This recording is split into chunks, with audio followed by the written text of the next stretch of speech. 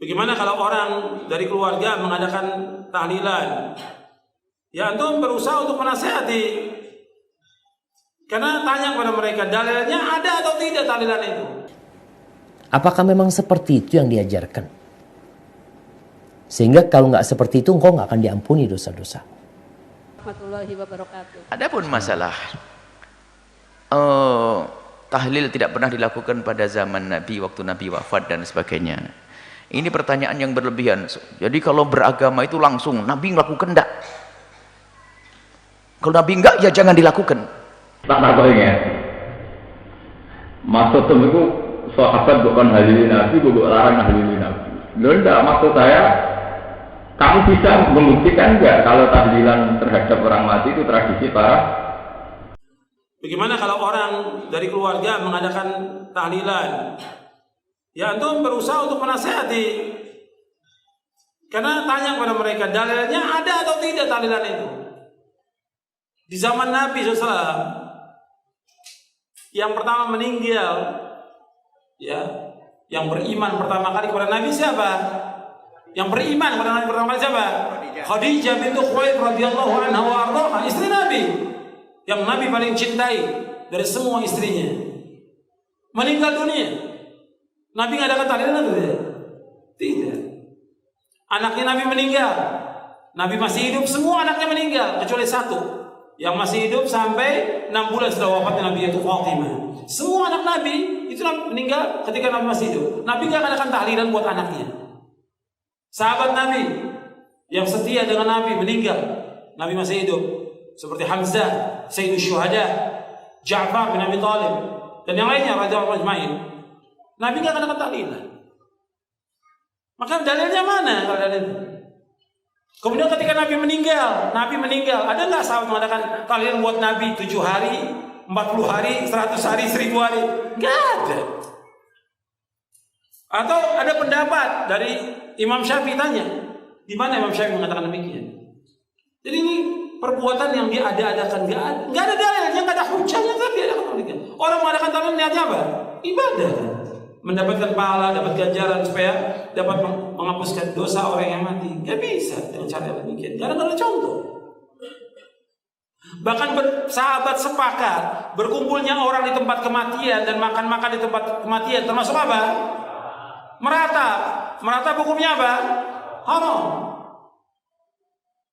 Kata para sahabat, kunna na'uddul ijtima'a ila ahlil mayyiti wa san'ata ta'ami ba'da dafnihi minan niyaha. Kami para sahabat ijma' para sahabat. Ijma'nya sahabat masuk atau tidak? Masuk. Kami ijma' para sahabat berkumpul-kumpul di tempat kematian dan makan-makan termasuk meratap. Meratap hukumnya haram. Meratap termasuk perbuatan apa? Jahiliyah. Perbuatan jahiliyah. Iya jemaah, kita masih melihat tradisi-tradisi di masyarakat yang menjadi sebuah ibadah sebenarnya, bukan tradisi. Karena mereka melakukan itu dalam rangka mendekatkan diri kepada Allah Azza wa Jalla. Kalau ukhti bertanya, apakah seperti itu memang yang harus dilakukan? Sehingga ukhti ini berpikir, gimana kalau aku mati nanti? Harus menyediakan uang 40 juta atau 30 juta yang akan menjadi beban buat keluarganya. Apakah memang seperti itu yang diajarkan? Sehingga kalau nggak seperti itu, engkau nggak akan diampuni dosa-dosa. Ahibati fillah. Tadi kita udah bacakan hadisnya. Cukup disolatin, 40 orang yang solatin. Atau kurang dari 40 orang, 3 shaf. Asalkan tuh orang-orang bertakwa, orang-orang yang mentauhidkan Allah SWT, insya Allah diampuni dosa-dosa. Nggak harus seperti yang tadi disebutkan. Apalagi memang Rasul SAW ketika meninggal dunia, beliau itu hidup ditinggal mati oleh semua anak laki-laki beliau. Ditinggal mati oleh 3 putri beliau. Ruqayyah meninggal dunia, Ummu Kalthum meninggal dunia, Zainab meninggal dunia. Nabi tidak pernah mengadakan acara itu.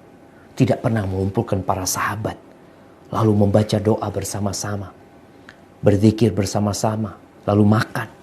Nggak ada. Ketika Nabi SAW meninggal dunia, apakah Abu Bakar melakukan itu? Tidak. Ketika Abu Bakar meninggal dunia, apakah Umar melakukan itu? Tidak. Ketika Umar meninggal dunia, apakah Utsman melakukan itu? Tidak. Ketika Utsman meninggal dunia, apakah Ali bin Abi Thalib melakukan itu? Tidak. Nggak ada. Terus gimana supaya diampuni? Betapa mudahnya sunnah Rasul SAW. Biaya yang perlu itu adalah biaya untuk pemakaman. Ya, kalau harus beli tanah, harus beli kafan, ya, itu biaya yang dikeluarkan. Adapun mensolatin tanpa biaya, kita bicara ikhlas lillahi ta'ala. Setelah pemakaman apa yang dilakukan? Selesai, nggak ada apa-apa. Kayak gitu, Ustaz. Ya seperti itu Nabi SAW. Jadi kalau ada yang mengatakan bahwasanya orang yang meninggal dunia yang tidak ditahlili umpamanya dikatakan seperti bangkai. Apakah benar engkau mengatakan itu? Benar engkau mengatakan itu? Bagaimana Rasul SAW ketika meninggal dunia? Seperti bangkai. Bagaimana tatkala Umar meninggal dunia, Abu Bakar meninggal dunia? Tanpa acara itu semua, dan kau tahu nggak ada acara itu, lalu dikatakan bangkai. Maka cobalah kita melihat Islam ini agama yang indah. Sunnah Nabi SAW itu ketika engkau meninggal dunia, engkau dimandikan, dikafani, disolati, dikuburkan, selesai. Terus Ustaz, masa nggak ada acara macam-macam? Ya terus berdoa keluarganya, tetangganya berdoa, tetangganya Ustaz bikin makanan buat yang meninggal dunia. Iya, buat keluarga yang meninggal dunia, kirim makanan buat mereka, ya. Kita takziah mendoakan mereka. Seperti itu. Ini afwan, ini yang anak ketahui. Bagaimana di masa Nabi SAW? Kalau mungkin ada yang mengetahui selain dari itu, mengatakan enggak, Nabi juga ditahlil. Saya pernah ketemu salah seorang Wahabi yang meyakini bahwa tahlilan orang mati itu bid'ah. Dia bilang sama saya, Pak Barak, mana dalilnya kalau Rasulullah itu ditahlili? Andai kan tahlil itu benar, berarti Nabi itu kan ditahlili 7 hari. Carikan satu hadis yang menunjukkan Abu Bakar Umar nahlili Nabi nanti seminggu. Wah, mati. Terus tak tahu ingat. Maksud itu sahabat bukan nahlili Nabi, bukan larang nahlili Nabi. Enggak, maksud saya, kamu bisa membuktikan enggak kalau tahlilan terhadap orang mati itu tradisi para sahabat? Nyatanya orang-orang peringatan 7 hari kematian Nabi, 40 hari dari wafatnya Nabi, terus haule kanjeng Nabi.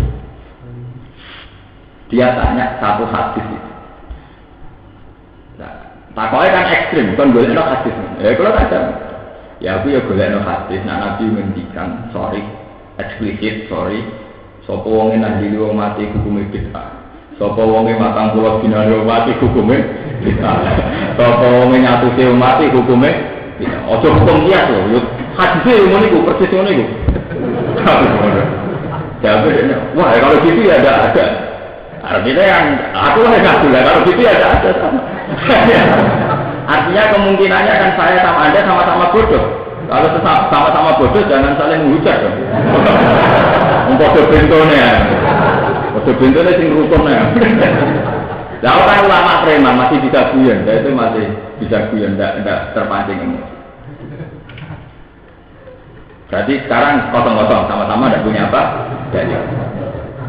Terus dia tanya lagi, lalu alasannya apa melakukan tahlil? Wong wis mate, napa kok ditahlili? Padahal itu tidak ada hadisnya. Lalu tak cek kok, lalu kenapa Anda protes? Wong protes model menunggu ya orang hadis. Apa Nabi tahu jawab? Nah ono fenomena ini ki protesan. Aku golek ono hadis, nah Nabi jawab, nah ono fenomena nabi mati protesan. Wah ya ada ya berarti kosong-kosong lagi. Jadi aku mesti cangkem elek orang baru. Ya memang nggak sama-sama ada untuk enak rutin tahlilan untuk kegiatan di bagi joget yang rumah tahlilan itu. Ya daripada ya sudah saya katakan, saya itu berkali-kali melakukan tahajud. Kalau mikir agama asal ada kalimat thayyibah itu trennya pasti benar. Karena manusia itu saat menghukumi tahlilan haram, juga tahlilan gede-gede gak jelas. Wong ngrungokno musik ya gede-gede gak jelas. Orang itu punya fenomena yang sama. Saya tuh sering ketemu sama orang-orang yang anti tahlilan, anti ziarah. Saat ziarah kamu hukumi syirik karena mencari hiburan di kuburan, boleh padangnya di kuburan. Kenapa kamu tidak lebih menghukumi syirik orang-orang yang datang ke niklam atau ke biskop? Mereka juga ingin cari hiburan lewat nonton apa? Biskop. Mereka juga cari hiburan lewat nonton niklam. Kenapa kamu tidak berani menghukumi mereka? Wah, itu kan hanya maksiat. Kok enak, sing beda-beda karena musik mau maksiat, sing beda-beda karena kalimat itu bangun musik. Kamu cek seneng, cek hobi nih, menghukumi wong sing sedang sholat. Mikir, itu sampai lainnya. Mikir, ngerokok dulu. Tangan dia kuih bapak. Lu cek hobi menghukumi wong sholat ya. Ya kan tidak adil kan? Kalau sama-sama cari hiburan di kuburan dikatakan musik. Sementara hal yang sama cari hiburan ini klub nih tempat maksiat untuk dihukumi apa? Fasik. Ya, sebab itu harus ada kesadaran bersama. Ya, kita tidak boleh ekstak diri ini. Saya sendiri tidak akan mengatakan lahir mati sunat itu kenapa? Kalau sering ketemu anak cucu nih Mbak Hasim Asyari itu yang dulu mondoknya sama saya itu yang cucu-cucu Mbak Hasim kan banyak juga yang mondok kita. Itu beliau dulu itu ya anti tahlil terhadap orang mati. Makanya kalau sampai baca provokasi ulama Wahabi, itu cara ngarang begini, teman. Saya itu kan menangi polemik bin Baz. Bin Baz itu lama populernya Wahabi dulu itu kan era sekarang kan Abdullah bin Abdul Aziz bin Baz. Kalau ulama Sunni populer saat itu kan Sayyid Muhammad Alawi. Kebetulan saya banyak bisa mengakses dua beliau itu karena saya banyak berteman dengan santri-santrinya. Saat Sayyid Muhammad Alawi itu ngarang mafahim yajibu antusohah, faham-faham yang harus diluruskan. Itu bin Baz nandini karangan mafahimnya Sayyid Muhammad itu yang harus diluruskan. Jadi beliau ingin meluruskan mazhab Wahabi dari Wahabi dia ini cenderung apa? Dilurus.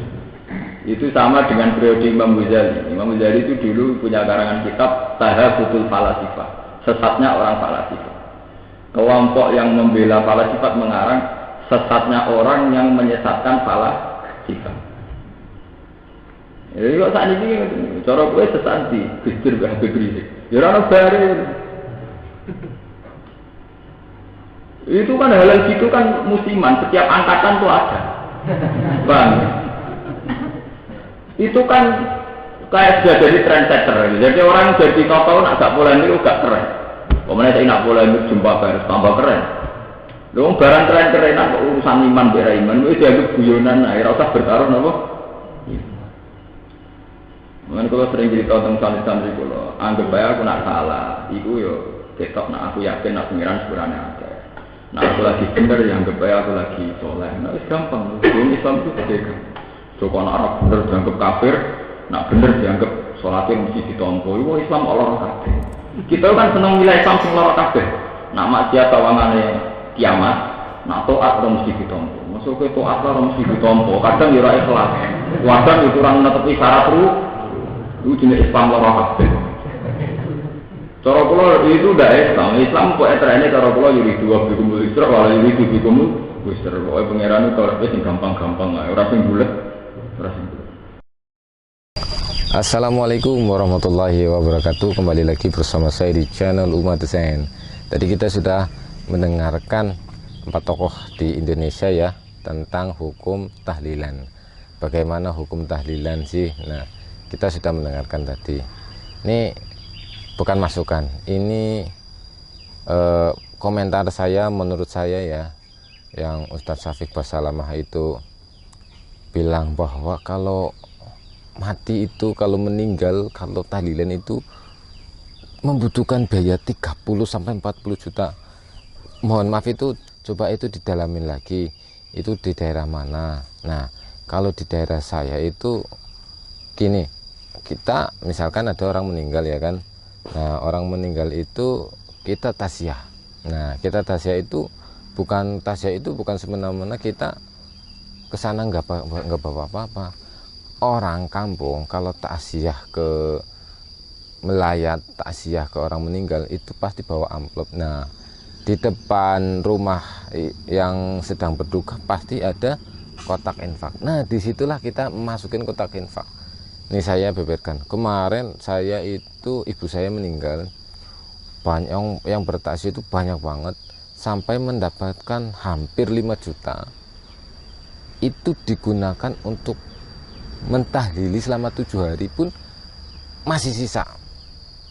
Nah, apakah kita mengeluarkan uang 30 juta itu normal?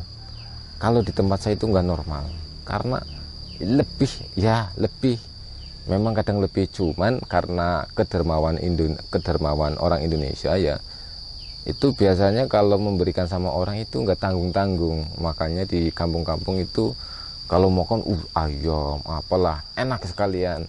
Kalau makannya nggak enak itu kayak lucu ya, bukan lucu lah, kayak apa, kayak nggak terbiasa. Karena memang orang Indonesia termasuk orang Jawa ini itu loman dermawan sekali sama halnya makanan. Di sini pun masih banyak lah, kalau makan itu nggak tanggung-tanggung, makan yang enak-enak sekalian gitu ya. Jadi saya untuk dengan uang 30 sampai 40 juta itu saya nggak tahu itu hitungannya gimana, cuman yang saya alamin seperti itu teman-teman. Kita kadang-kadang kita dengan adanya tahlilan kita berkumpul mendoakan itu suatu hal baik. Dan yang pasti jangan sampai gini, kita saling menjatuhkan sama lain. Kita punya teman yang nggak tahlilan terus kita bilang, wah kamu ini nggak tahlilan, ini nggak boleh. Menghujat tidak juga boleh. Terus begitu juga orang yang teman kita itu tahlilan dan kita nggak tahlilan, lebih baik kita diam. Wah, kalau kamu tahlilan ya sudah, kamu tahlilan, kamu saya. Nah, biar apa? Biar itu tidak ada terjadi kesalahpahaman. Kalau kita kan orang awam udah mengikuti aja, sedangkan bahwa ada yang bilang haram, fitnah, ya itu kalau mau mengikuti silahkan. Tapi kan ada ulama juga, ada juga yang membolehkan. Jangan menganggap suatu ulama itu benar dan yang lain itu salah. Itu yang salah menurut saya, seperti itu ya. Semoga dengan video ini kita bisa menjadi lebih baik.